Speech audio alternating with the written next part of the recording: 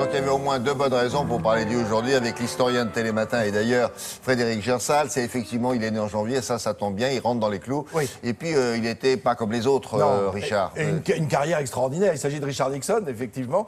Et une carrière extraordinaire. On va la feuilleter comme ça rapidement. Mais il est né en Californie, donc tout à fait à l'ouest des États-Unis, dans une famille modeste où on est un petit peu agriculteur. Le papa construit la maison et puis on fait faillite, ça marche pas bien. Du coup, on déménage, on reste en Californie, mais on va ouvrir une petite épicerie avec une station-service. Et là, on va demander aux 5 fils, puisqu'il y a 5 fils dans la famille, Richard est le numéro 2, et chacun porte un prénom d'un roi d'Angleterre assez connu, parce qu'il y a Harold, il y a Édouard, il y a Richard. C'est un hasard Oui, c'est un hasard, parce que le 4e s'appelle Donald. Donc, voyez, le roi Donald, oui, bien connu, à Hollywood. C'est autre chose. Donc, on va demander à Richard de donner la main. C'est-à-dire que le matin, à 4 h du matin, il part avec le camion familial, il va à Los Angeles acheter les fruits et les légumes, il les lave à la maison, on les installe sur les présentoir et après on va à l'école, on va au collège. Sur les présentoirs de la station de la station et puis de la petite épicerie. Oui, c'est vrai qu'il y avait une petite ça aussi. épicerie, oui. Ouais. Alors donc, voilà une vie pas facile. Ce qui fait surtout qu'il ne peut pas aller faire des études où il le souhaitait, c'est-à-dire dans une grande université de la côte Est. Donc il va devoir rester en Californie, il va faire de brillantes études, il va devenir avocat et puis il va partir à Washington parce qu'il se dit avec sa petite femme que c'est pas en Californie qu'il va réussir là où il est. Et à Williers, ça s'appelle Williers, le petit pays. Williers, W-H-I-2-L-I-E-R, une petite ville. Bon, c'est pas là qu'il va réussir à faire son trou. Donc ils vont à Washington et je vous propose de découvrir des images parce qu'il va commencer par travailler pour la marine et à la sortie de la guerre en 1946, on lui dit mais tu veux pas devenir représentant? Ah représentant, oui. Il devient représentant puis sénateur et nous sommes en 1952. Regardez juste derrière lui, il y a Eisenhower qui est caché par sa main parce qu'il est le vice-président du président Eisenhower en 1952. Oui, on a fait court. Oui, oui. Mais alors vous vous rendez compte, vice-président déjà en 52.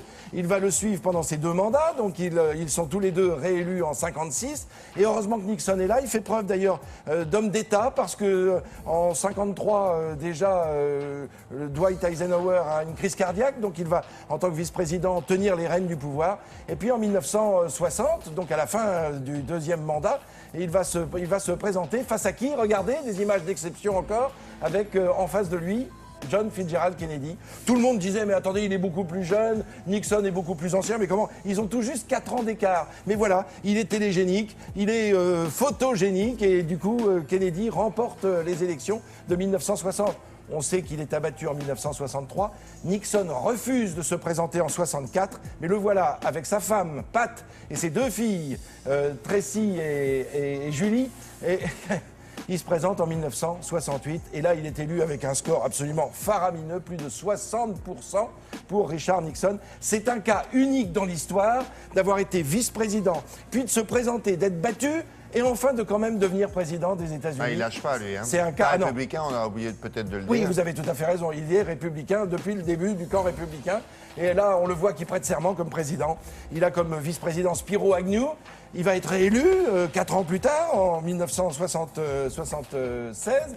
Et là, voilà, en 72, pardon. Et là, ça va être un vrai problème parce qu'il va y avoir l'affaire du Watergate avec le Washington Post et ces 2 journalistes qui vont mener l'enquête, Bob Woodward et Carl Bernstein. Nous sommes là au sein de la rédaction du Washington Post en 1973. Le scandale éclate. Ça va mettre 1 an avant que Richard Nixon finalement accepte de voir l'enquête l'accuser et accuser son parti, surtout d'espionnage, puisqu'il s'agissait d'avoir espionné le parti démocrate qui était installé au sein de cet immeuble du Watergate. Et le voilà qui officiellement donne sa démission. Nous sommes le 8 août 1974.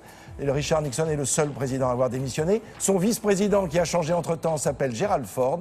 Là aussi, curiosité des États-Unis, Gerald Ford est devenu vice-président sans jamais avoir été élu, puisqu'il a remplacé quelqu'un, il a remplacé Spiro Agnew en cours de mandat. Donc c'est exceptionnel. Il est devenu vice-président, puis président des États-Unis, sans jamais avoir obtenu un seul bulletin de vote. Merci. Pour ceux qui viennent de nous rejoindre et qui seraient étonnés, c'est la journée internationale des carreaux et des rayures. Donc c'est pour ça qu'aujourd'hui, Frédéric et moi-même, nous faisons honneur, n'est-ce pas, à cette journée. Oui. Ça pique les yeux, hein. Oui, je sais, ça pique. Oui, attendez, parce que demain, c'est la journée des poids. Voilà, merci beaucoup, à tout à l'heure. On passe à la suite dans quelques